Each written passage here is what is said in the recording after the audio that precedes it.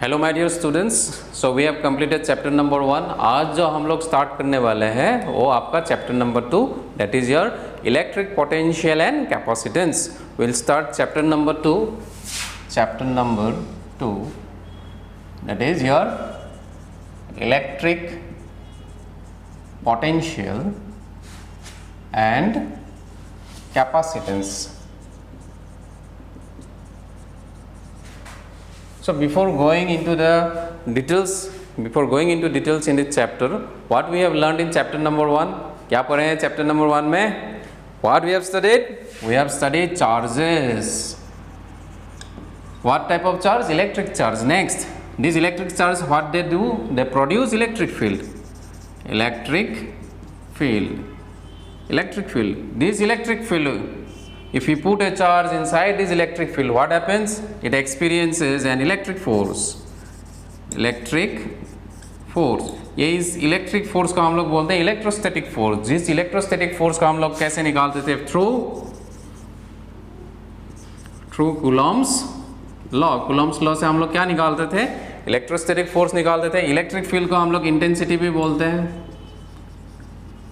Okay, ये जो electric field था इसको हम लोग किस चीज से डिनोट करते हैं? The letter A, and this is a vector quantity. Okay, एक चार्ज के आसपास का जो सराउंडिंग्स है उसको स्टडी करने के लिए, उसको डिस्क्राइब करने के लिए हम लोग के पास दो टर्म्स आएगा। Okay, before going into it, electric force पढ़े थे, उसके बाद इसके अंदर क्या पढ़े थे? Gauss's law. This are Gauss's law. तो ये चैप्टर नंबर 1 का समरी है, बेसिक समरी है, बहुत सारा चीज पढ़ा है, लेकिन this are the main part. तो चैप्टर नंबर 1 में जो एक इलेक्ट्रिक चार्ज है, suppose this is the electric charge, तो इसके अराउंड ये क्या आ जाएगा? This are electric field lines. तो ये जो स्पेस है, इसके सराउंडिंग वाला स्पेस है, इसको स्टडी करने के लिए हम लोगों ने सिर्फ एक ही टर्म पढ़ा है, दैट इज इलेक्ट्रिक फील्ड और electric field intensity. Okay, this is a vector quantity. Again ये जो स्पेस है, इसको जानने के लिए सिर्फ इलेक्ट्रिक फील्ड इंटेंसिटी नहीं होता, और एक क्वांटिटी होता है जो साइंटिस्ट लोगों ने एजम्पशंस करके निकाला है, ठीक है, उसको हम लोग बोलते हैं electric potential. Okay, we describe to study or to describe the surroundings and to see what is happening around it, we have two quantities. One quantity is known as electric field intensity, which is a vector quantity. Another quantity is your electric potential. एक electric potential हम लोग पढ़ेंगे details में। तो यहाँ electric potential होगा और ये क्या हो जाएगा? स्केलर क्वांटिटी हो जाएगा। ओके, रिमेंबर इलेक्ट्रिक फील्ड क्या है? Vector quantity. चैप्टर 1 में हो गया, काम खत्म इसका। अभी चैप्टर 2 में इलेक्ट्रिक पोटेंशियल पढ़ना है, वो क्या है? स्केलर क्वांटिटी है। तो दोनों चीज़ हम लोग क्या करते हैं, एक चार्ज के आसपास वाला जो एरिया है उसको स्टडी करने के लिए, कुछ जानने के लिए हम लोग ये दो टर्म हम लोग को पढ़ना है, ठीक है। तो चैप्टर नंबर 1 में if you go through the NCERT book, the first topic that is given is that the electrostatic force is conservative in nature. Okay, what is electrostatic force? Will go part by part. पहला वाला part हम लोग क्या कर पढ़ेंगे? Will study that why electrostatic force is conservative in nature. So what is the first topic of chapter number 2? Electrostatic force. Electrostatic force is conservative in nature. Electrostatic force जो होता है वो क्या होता है? कंजर्वेटिव होता है इन नेचर। कुछ याद आ रहा है? कंजर्वेटिव फोर्स क्या था? कहाँ पढ़े थे? क्लास 11, कौन सा chapter? Work, energy and power. Okay, what is conservative force? क्या था? The force which does not depend on the path but it depends only on the initial position and the final position is known as conservative force. For example, जैसे ये ground है, इसमें एक ball है, ये ball है, इसको मैंने उठा के यहाँ रख दिया, तो क्या हो जाएगा? We have to do some kind of work against gravity. Okay, ये हाइट मैंने मान लिया, इसका सेंटर से इसका हाइट कितना है? h। तो इसमें जो एनर्जी स्टोर्ड हो जाएगा वो क्या हो जाएगा? mgh। इस बॉडी को मैं ऐसे यहाँ से, ये हाइट कितना था इस पोजीशन में? 0 से मैं इसको उठा कर यहाँ रख दिया, ठीक है। तो मैंने क्या किया? वर्क डन किया। That work done is equal to how much, mgh। Okay, जो मैंने जो ये ग्राउंड से मैंने यहाँ से उसको यहाँ उठाया, मैं डायरेक्टली उठा सकता हूँ, तो वर्क डन क्या हो जाएगा, mgh। सेम हाइट में मैं ऑब्जेक्ट को लेके जाता हूँ, लेकिन मैं डायरेक्टली ऐसे नहीं उठाता हूँ उसको कैसे उठाता हूँ, यहाँ लेके गए, यहाँ लेके गया, मैं यहाँ लेके गया, यहाँ, तो वर्क डन सेम हो गया या अलग अलग? वर्क डन जो है किसके ऊपर डिपेंड करता है, इनिशियल पोजीशन। इनिशियली कहाँ था, ग्राउंड, फाइनली कहाँ था, यहाँ पे। तो उस केस में भी क्या होता है, वर्क डन mgh होता है। तो इस टाइप ऑफ वर्क, ये वर्क क्या हो जाएगा, फोर्स इंटू डिस्प्लेसमेंट। वर्क का फॉर्मूला क्या है, force into displacement dot product. ये फोर्स, ये जो फोर्स है ये कंजर्वेटिव होता है। कंजर्वेटिव कौन सा केस में, ग्रेविटेशनल फोर्स के अगेंस्ट में जब वर्क डन करते हैं वो वाला फोर्स क्या होता है, कंजर्वेटिव। ये हम लोगों ने क्लास 11 में पढ़ लिया है। If you have forgotten this thing, एक रिमाइंडर के लिए मैंने इसको एक बार बोल दिया है। Next, what is non conservative force, those forces the work done which is dependent on the part, जो work done पार्ट के ऊपर डिपेंड करता है, उस टाइप ऑफ फोर्सेस को हम लोग क्या बोलेंगे, योर नॉन कंजर्वेटिव फोर्स। जैसे फ्रिक्शनल फोर्स होता है, सपोज यहाँ से यहाँ तक ले जाने के लिए मैंने दो रास्ता दिखाया। सपोज मैं यहाँ से लेकर यहाँ तक, ये पोजीशन है, ये बी पोजीशन है, यहाँ पे एक ऑब्जेक्ट है, इसको फोर्स लगाया, कुछ फोर्स लगा के मैं बॉडी को यहाँ पे लेके गया, ठीक है। सेम बॉडी, और ये जो रोड था, ये रोड कौन सा था, प्लास्टिक का। ये सपोज प्लास्टिक, ओके प्लास्टिक ही मान लेते हैं, ये प्लास्टिक का था, ठीक है। यहाँ से ए पोजीशन से बी पोजीशन में लेके गया। नेक्स्ट सेम डिस्टेंस में लेके जाना है मुझे, सेम डिस्टेंस, लेकिन ये जो रोड हो जाएगा वो प्लास्टिक की जगह क्या ले लिया, सपोज मार्बल फ्लोर है,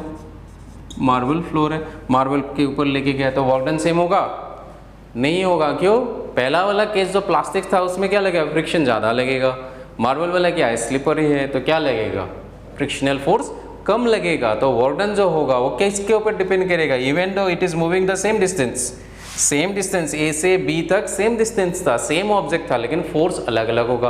और डिपेंड किसके ऊपर करेगा, it will depend on the part, कौन सा पार्ट से मैं ले जा रहा हूँ। मार्बल से लेके जाऊँगा तो वर्क डन अलग, प्लास्टिक के ऊपर से लेके जाऊँगा तो वर्क डन अलग। तो this type of forces are known as your non conservative force. लेकिन यहाँ पे हम लोग को क्या पढ़ना है, जो इलेक्ट्रोस्टैटिक फोर्स है which is conservative in nature होता है। Conservative means it depends on the initial position and the final position.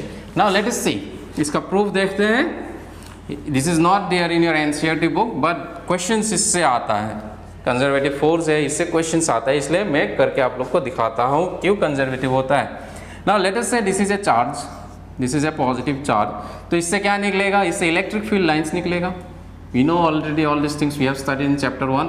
इससे क्या निकलेगा, इलेक्ट्रिक फील्ड लाइंस निकलेगा इस तरफ, तो ये इलेक्ट्रिक फील्ड लाइंस निकलेगा, ठीक है बच्चों। अगर मैं इस चार्ज को एक एक्सिस के सेंटर में मान लेता हूँ, एक्सिस का सेंटर मतलब ये मेरा एक्स एक्सिस है, ये मेरा वाई एक्सिस है, इसके सेंटर में ओरिजिन में मैं मान लिया ये चार्ज है, ये वाला चार्ज यहाँ पे है, तो इससे क्या निकलेगा, इलेक्ट्रिक फील्ड लाइंस। तो ऑब्वियसली किस तरफ निकलेगा, इस तरफ, इस तरफ, चारों तरफ निकलेगा।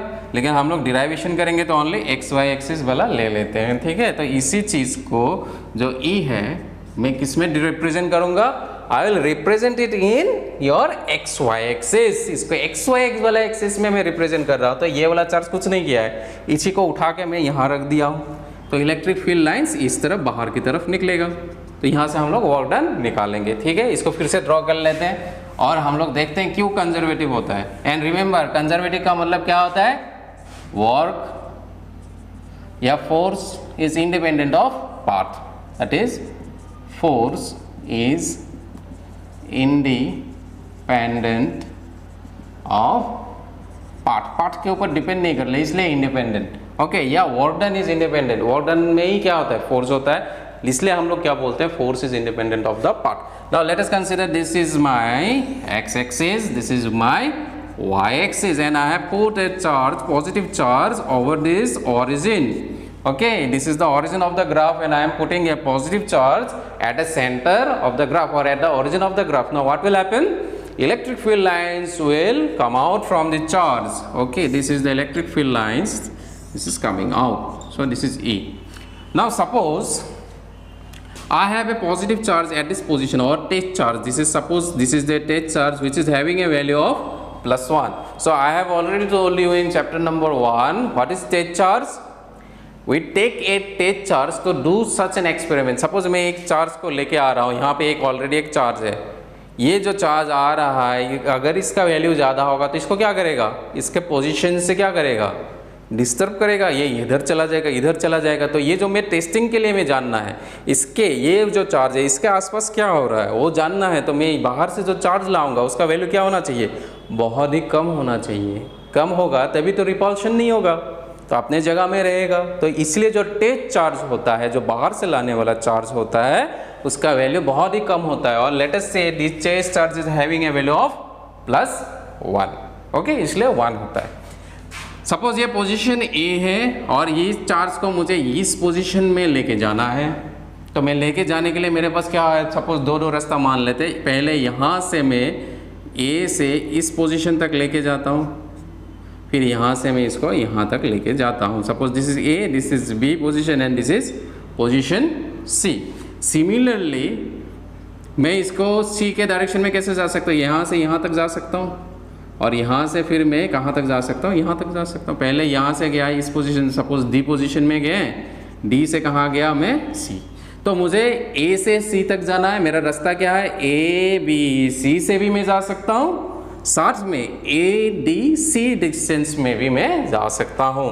नाउ लेट अस से ये जो ओरिजिन है ये चार्ज है, दिस वैल्यू चार्ज ये ओरिजिन में रखा है। इस ओरिजिन से ये जो डिस्टेंस है, let us say this distance is this is r B, और यहाँ से जो ये डिस्टेंस है ओरिजिन से, ओके, दिस इज ओरिजिन से ये डिस्टेंस है,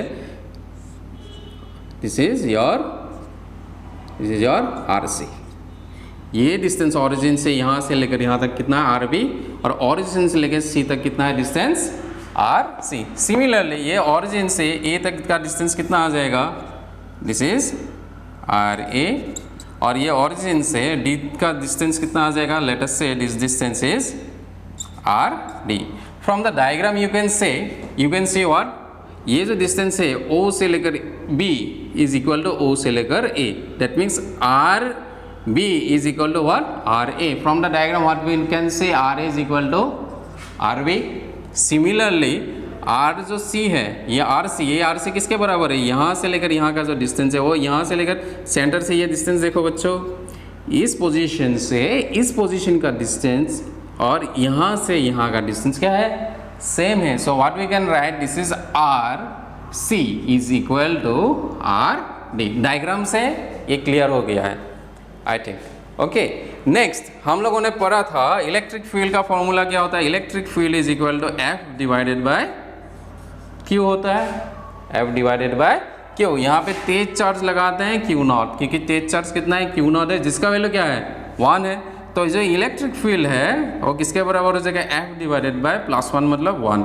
तो यहाँ से क्या पता चलता है, E is equal to F, मतलब जो इलेक्ट्रोस्टैटिक फोर्स है that electrostatic force is equal to what, electric field intensity. Okay, why, when the charge is equal to how much, 1। When a charge is having a value of +1, then that electrostatic force becomes equal to electric field intensity at that point. So E will be equal to how much, F. Okay, now we are going to find the work done for this part A, B, C. A, B, C part के लिए work done क्या होता है हम लोग अभी निकालेंगे। Okay, so let me write work done along part A, B, C. ये जो ए बी सी वाला पार्ट में वर्क डन होगा वो कितना होगा, तो वो इसको हम लोग डिवाइड कर सकते हैं, ए से बी तक जाएंगे, बी से सी तक जाएंगे। So work done in bringing the charge from A to B plus work done in bringing the charge from B to C. पहला चार्ज कहाँ से कहाँ जाएगा, ए पोजीशन में था, ए से कहाँ जाएगा, बी पोजीशन में जाएगा, बी से कहाँ जाएगा, सी पोजीशन में वो जाएगा। Now from the diagram you can see, from the diagram you see work A B निकालते हैं पहले, ए बी। ए बी मतलब क्या है, डिस्प्लेसमेंट का डायरेक्शन कैसा है, let me take this marker, 2 markers. ये जो पॉजिटिव चार्ज है, this is positive charge, this is positive charge, इसको क्या करेगा, रिपेल करेगा इस तरफ, ये है फोर्स का डायरेक्शन। ओके, डिस्प्लेसमेंट का डायरेक्शन क्या है, इस तरफ है, इस तरफ डिस्प्लेस हो रहा है, कौन सा पोजीशन में जा रहा है, बी पोजीशन में। So what is this angle? This angle is how much? 90 degree. So for AB, the angle between remember the angle between the force, ये क्या है? फोर्स इस तरफ है क्योंकि रिपेल कर रहा है, और डिस्प्लेसमेंट किस तरफ है? इस तरफ है, तो एंगल कितना है? 90 degree. Okay, before that work का तो फॉर्मूला लिखा ही नहीं है, तो लिख लेते हैं, इसके बाद ये वाला स्टेप लिख देते हैं. You know this things but still let me right it. What is the formula of work? Work is nothing but force into displacement. You have studied this thing in class 11. Okay, if the work done is very small, if you do a very small amount of work, what will be the formula? For that we write F dot dr, where dr is the very small distance. Okay, if you want to find the total amount of work done, what you have to do? You have to integrate this F dot dr. Integration of F dot dr will give you the total amount of work. Again, here what we have seen, that F is equal to what? E. F is equal to what? E. So what we can write? We can add this. This is work done is given by E dot product of dr. So remember for this case, क्योंकि हम लोगों ने क्या लिया? +1 लिया है unit positive charge. For that F का value किसके बराबर हो गया? E के बराबर हो गया. Generalize formula for work done that we have studied in class 11 is equal to what? Integration of F dot dr. ठीक है, यहाँ पे F का वैल्यू किसके बराबर है? E के बराबर है. So what we can write? Work done is equal to E dot dr. Remember यहाँ पे साइड में लिख देते हैं वर्क डन का फॉर्मूला क्या है? E dot product of dr. अब इसको मिटा देते हैं. Now let us see. Now will find work done along the path of ABC. ABC के लिए क्या आ जाएगा? Formula E dot dr. कहाँ से कहाँ जाएगा? फिर पहला कहाँ से कहाँ जाएगा? A से जाएगा B. नेक्स्ट कहाँ जाएगा? इंटीग्रेशन B से कहाँ जाएगा? From B to C. This is E dot dr. Now you see the angle. Dot product है तो क्या आता है? एंगल आता है. सो A से B अभी बोला एंगल कितना है? फोर्स है इस तरफ, डिस्प्लेसमेंट है इस तरफ, एंगल कितना है? 90 degree. For this integration A to B E dr cos यहाँ पे कितना आ जाएगा? 90 degree plus E dr B से C एंगल कितना आएगा? cos. देख लेते हैं अभी. B से C जब ये यहाँ पहुँच जाएगा, फोर्स किस तरफ एक्ट कर रहा है? ये पॉजिटिव है, ये पॉजिटिव यहाँ आ गया. इसको रिपेल करेगा इस तरफ, रिपेल करेगा इस तरफ. साथ में जो डिस्प्लेसमेंट भी हो रहा है किस तरफ हो रहा है? दोनों सेम डायरेक्शन में. फोर्स लग रहा है इस तरफ, डिस्प्लेसमेंट भी है इस तरफ. दिस इज फोर्स E है. फोर्स कितना है? E है. डिस्प्लेसमेंट क्या है? BC. ये B वाला पोजीशन है, ये C वाला पोजीशन. तो B से C जाएगा, सेम डायरेक्शन में जा रहा है, तो थीटा क्या हो जाएगा उस केस में? 0 डिग्री. तो ये जो B से C जा रहा है उस केस में थीटा का वैल्यू कितना हो जाएगा? 0 डिग्री. ठीक है बच्चों. cos 90 का वैल्यू कितना होता है? cos 90 is 0. So this whole term will be equal to how much? This value will be 0. So if this value is 0, क्या बचा? सिर्फ ये बचा. ये पूरा टर्म क्या हो जाएगा? 0 हो जाएगा क्योंकि cos 90 है. So W of ABC is given by integration from B to C and this is E dr. Why? cos 0 का वैल्यू कितना होता है? 1. तो इतना आ गया, मुझे इतना मिल गया. ठीक है. नाउ ये चार्ज है, कौन सा चार्ज है? Q चार्ज है, small q. So small q के लिए E क्या था? स्मॉल q के लिए E क्या था? You remember this. E का वैल्यू क्या था? 1/4 pi epsilon not q upon r square. ये तो याद है. 1/4 पाई एप्सिलॉन नॉट को हम लोग k से भी लिख सकते हैं. This is constant k q upon r square. So मैं E के जगह में क्या लिख सकता हूँ? k q upon r square. तो यहाँ पे मैं लिख देता हूँ this is k q upon r square into dr. Integration from B to C. E का वैल्यू रिप्लेस किया है. E is equal to how much? k q upon r square. And 1/4 pi epsilon naught को ही हम लोग क्या बोलते हैं? k बोलते हैं. Okay okay. Now you bring the constant terms outside. Constant को बाहर लेके आ जाइए आप. कांस्टेंट क्या है? k कांस्टेंट है, q कांस्टेंट है. इंटीग्रेशन कहाँ से? ओके B से C. यहाँ से B से C ओके लास्ट में हम लोग लिख देंगे. So this is from B to C. ये अंदर में क्या बचा? This is dr by r square. तो यहाँ से क्या लिखेंगे, k q integration from B to C, this is r to the power minus 2 into d r. तो इंटीग्रेशन का फॉर्मूला याद है आप लोगों को? Do you remember the formula for integration? Integration of x, mathematical formula, okay, integration of x to the power n dx, ये क्या था, x to the power n plus 1 divided by n plus 1। जिसको याद नहीं है, ये formula था, ये इसी के तरह है सेम। ये x के जगह क्या है, यहाँ पे r है, n की जगह क्या है, -2 है। तो फॉर्मूला में क्या आता था, x का पावर n प्लस 1, तो यहाँ पे क्या आ जाएगा, -2 प्लस 1। डिनोमिनेटर में क्या आ जाएगा, -2 प्लस 1। तो लिख लेते हैं। तो यहाँ से ओके, सो यहाँ से क्या था, ये मेरा W of ABC। So W of ABC कितना आ जाएगा, इसका वैल्यू लिखते हैं KQ, this is R to the power -2 plus 1 divided by -2 plus 1। Limit कहाँ से कहाँ जा रहे हैं, यहाँ B से C। So this is from B to C। Okay, next this is W of ABC। So ये आ जाएगा KQ, ये कितना आ जाएगा, R to the power -1 divided by -1। So from B to C। ये लंबा प्रोसेस लग रहा है लेकिन बहुत ही आसान है, खाली स्टेप फॉलो करना है। दिस आर मैथमेटिक्स आ गया है यहाँ पे, W of BC, this is KQ। और ये माइनस था, ये माइनस सामने लेके आते, ये माइनस आ गया, और ये पावर कितना था, -1, नीचे आ जाएगा तो ये क्या आ जाएगा, 1/r, लिमिट B से जाएगा C। So this is minus KQ, upper limit 1/, upper limit क्या है, C है, तो C के लिए क्या था, डिस्टेंस RC, क्या लिखेंगे, 1/RC। Next minus lower limit 1/RB, ये B है।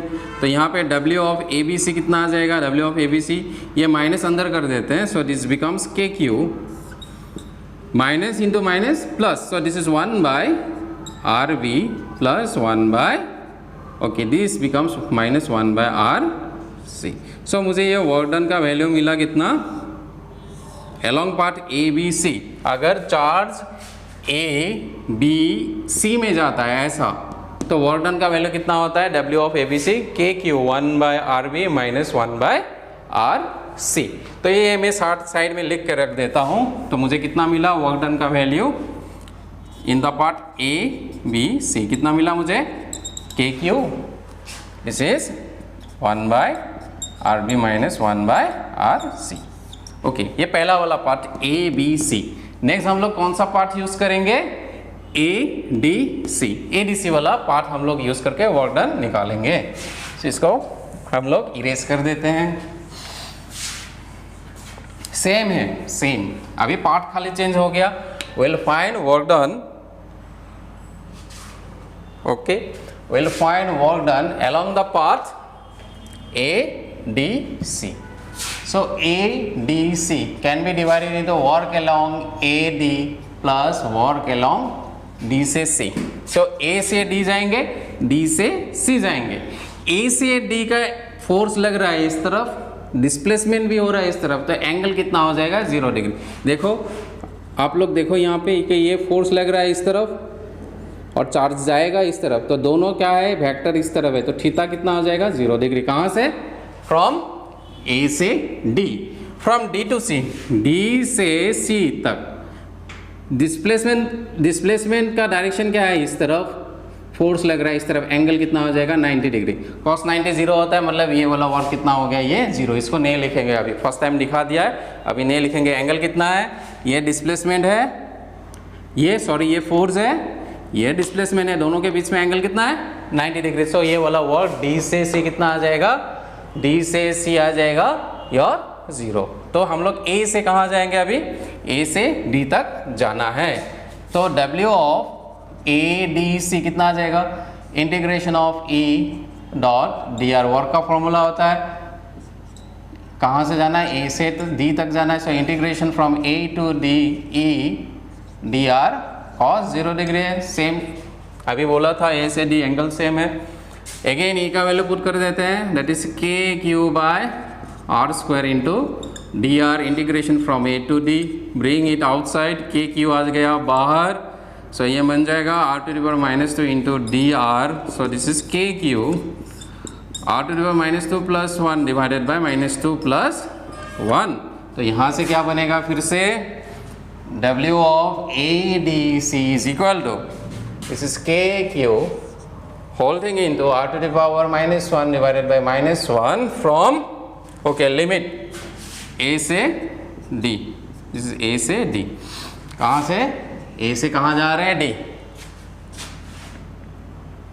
A से D तक हम लोग जा रहे हैं, A से D, okay, now put the limit now, ये माइनस साइन है, माइनस यहाँ आ जाएगा, फिर से बाहर आ जाएगा, this is minus k q, ये आ जाएगा 1 by r, so this is A to D, so this is minus k q 1 by r D minus 1 by r A, upper limit minus lower limit कर दिया है, ठीक है। तो ये माइनस अंदर कर देंगे तो क्या आ जाएगा, के क्यू अंदर में क्या आ जाएगा 1 बाय आर ए हो जाएगा, ये माइनस है, ये माइनस है, क्या बन गया प्लस, ये प्लस है, ये माइनस है, ये प्लस है, क्या बन जाएगा माइनस 1 बाय आर डी।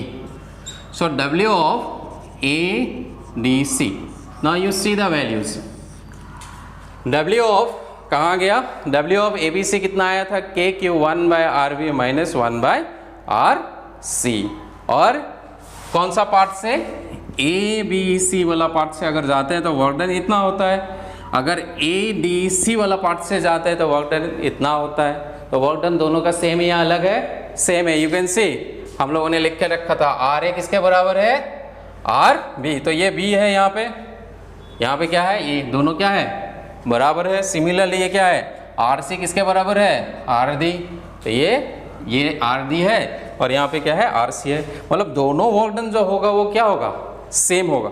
मतलब चार्ज को मैं ऐसे लेके जाऊँ या चार्ज को मैं ऐसे लेके जाऊँ या चार्ज को मैं ऐसे लेके जाऊँ, वो पार्ट के ऊपर डिपेंड नहीं करता है, किस चीज़ के ऊपर डिपेंड करता है, वो इसका इनिशियल पोजीशन क्या था, यहाँ था, फाइनली कहाँ गया है, यहाँ। इस टाइप ऑफ फोर्सेस को हम लोग क्या बोलते हैं, conservative force. So electrostatic force जो होता है वो कंजर्वेटिव होता है इन नेचर। सेकेंड वाला क्लास में हम लोग अभी electrostatic potential difference and electric potential पढ़ेंगे। Go through this, thank you.